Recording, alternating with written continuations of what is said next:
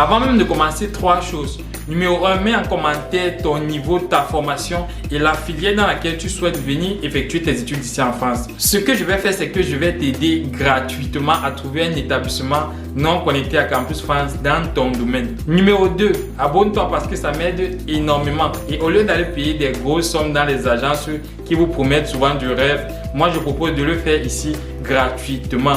Donc la seule chose que vous pouvez faire pour m'aider à vous aider, c'est tout simplement de vous abonner. Et enfin, numéro 3, tout simplement, laisse ton plus gros like. Tout simplement pour aider à référencer la vidéo afin d'aider le maximum de personnes. C'est ça la vision d'Émergeons Ensemble. Dans cette vidéo, je vais t'expliquer en détail comment obtenir facilement une acceptation dans un établissement non connecté à l'espace Campus France. Je vais donc te dévoiler ma stratégie ultime en 3 étapes qui va te permettre d'atteindre cet objectif et de venir poursuivre tes études ici en France. Ce que tu dois savoir, c'est qu'il est plus facile d'obtenir des acceptations dans les établissements non connectés à l'espace Campus France pour des raisons qu'on va voir un peu plus tard dans la suite. Et donc, si tu en as marre de recevoir refus sur refus ou alors de formuler des vœux sur Parcoursup, alors sans plus tarder, on commence avec la première étape. Pour avoir une ou plusieurs acceptations dans un établissement non connecté à l'espace Campus France, la première étape consiste tout simplement à se renseigner sur les différentes écoles qui proposent des formations dans votre domaine. Et c'est très important de vous renseigner tout simplement parce qu'il y a tellement d'établissements qui n'hésitent pas à vous promettre des choses qu'elles ne sont pas en capacité de pouvoir vous apporter. Par exemple, il y a des établissements qui vous vendent le rêve et qui vous promettent des stages et des jobs durant votre cursus académique, mais dès lors que vous arrivez sur place, vous vous rendez compte que la réalité est tout autre. Et c'est important de préciser pour ceux qui arrivent même parce qu'il y a tellement d'arnaques de nos jours sur internet promettant l'arrivée dans des grandes écoles et tout, donc faites très attention. Et donc, première chose, se renseigner si l'établissement est reconnu par l'État. Et pour cela, c'est très facile. La liste des établissements reconnus par l'État est disponible sur Internet. En effet, s'il y a déjà eu une promo diplômée dans cet établissement, ça prouve de la crédibilité de cet établissement. Dans le cas contraire, posez-vous bien évidemment des questions. Pensez également à vous renseigner sur le montant des frais de scolarité. C'est très important. Et honnêtement, les frais de scolarité dans les écoles non connectées à l'espace Campus France peuvent varier entre 4 000 à 12 000 euros. Autrement dit, c'est légèrement plus cher que dans les établissements connectés à l'espace Campus France. Et c'est tout simplement dû au fait que parmi les établissements non connectés, la plupart sont des établissements privés. Et on est tous d'accord que la scolarité dans les établissements privés est légèrement plus élevée que la scolarité dans les établissements publics par exemple. Mais c'est important également de préciser que tous les établissements non connectés à l'espace Campus France ne sont pas que des établissements privés. On peut par exemple retrouver l'Université de Paris-Saclay qui est un établissement à caractère public. Et donc, renseignez-vous que vous pouvez payer les frais de scolarité dans cet établissement. Et si c'est une formation sur plusieurs années, genre 1, 2 ou 3 ans, renseignez-vous que vous pourrez disposer de l'ensemble des frais de scolarité liés à toutes ces années. Cependant, si vous jugez que sur 1, 2 ou 3 ans, vous ne serez pas en mesure de pouvoir verser tout cet argent, et bien c'est simple, acceptez de postuler quand même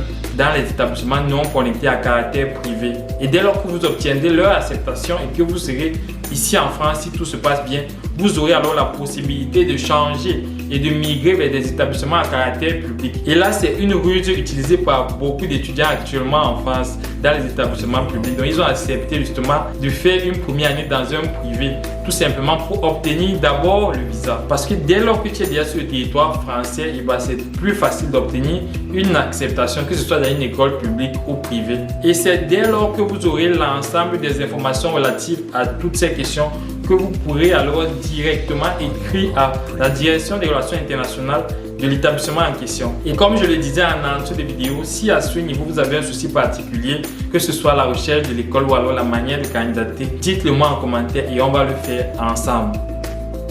La deuxième étape, dès lors que vous avez choisi vos formations et vos établissements, consiste tout simplement à postuler. Et grosso modo, pour postuler, il est important que vous ayez créé à l'avance un compte Campus France. Vous allez comprendre par la suite pourquoi. Et ensuite, dans la plupart des établissements, on vous demande de créer un compte de candidature sur le site de l'établissement en question. Et le lien pour créer ce compte est envoyé directement par la direction des relations internationales en réponse au mail que vous avez précédemment envoyé. Et donc, vous allez créer ce compte, remplir vos informations et renseigner tous les documents demandés. Et après avoir vérifié tous les documents demandés, on vous demande de payer les frais d'étude de dossier. Et ces frais-là s'élèvent généralement entre 100 et 200 euros. Donc, ça dépend clairement de chaque établissement.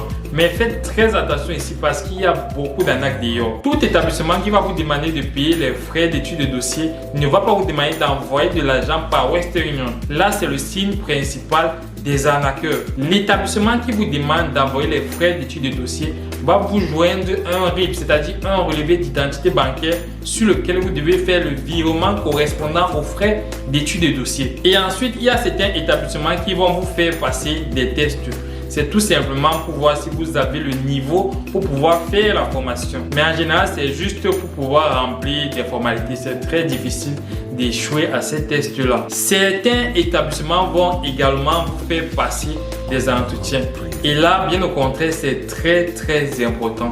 J'ai d'ailleurs fait une vidéo là-dessus où je vous explique comment se préparer à ce type d'entretien. Vous pouvez tout simplement la retrouver en cliquant ici. Et parallèlement, Campus France va vous faire passer son entretien. Mais l'entretien Campus France est juste là pour vous faire remplir les formalités, parce que vous aurez très certainement l'acceptation de l'établissement en question. Par contre, cet entretien pourra être important pour l'avis CAC à transmettre au niveau de l'ambassade pour l'obtention de votre visa. Et donc, après avoir soumis votre dossier et passé votre entretien, faisons place à la troisième étape ultime.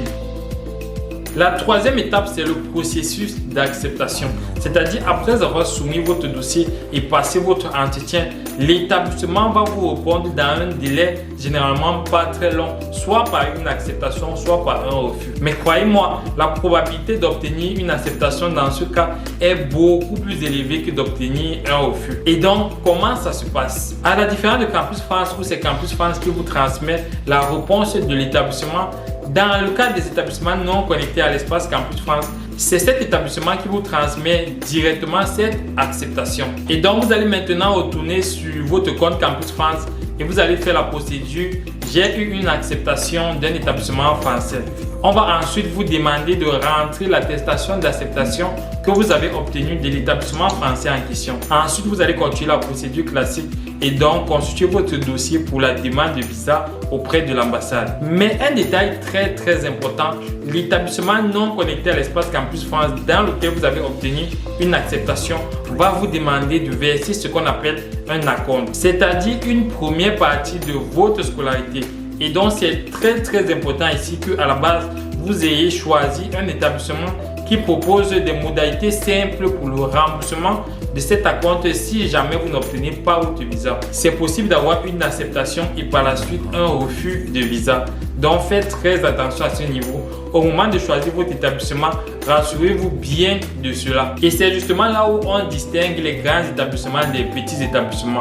Les grands établissements ne vont pas vous créer de problème là-dessus. Tandis que les petits établissements vont vous imposer certaines conditions de remboursement, genre 50% ou bien 25% du montant que vous avez versé dans la compte. Donc à ce niveau, renseignez-vous très bien à l'avance. Et donc pour terminer, vous vous êtes sûrement rendu compte que je n'ai pas cité une à une les différents établissements non connectés à l'espace Campus France pour la simple et bonne raison qu'elles sont nombreuses et tout dépend de la filière et du domaine dans lequel vous recherchez. Je vais cependant mettre quelques-unes dans la description. J'espère que cette vidéo t'a plu. Fais-le moi savoir en commentaire et à très bientôt pour un prochain épisode.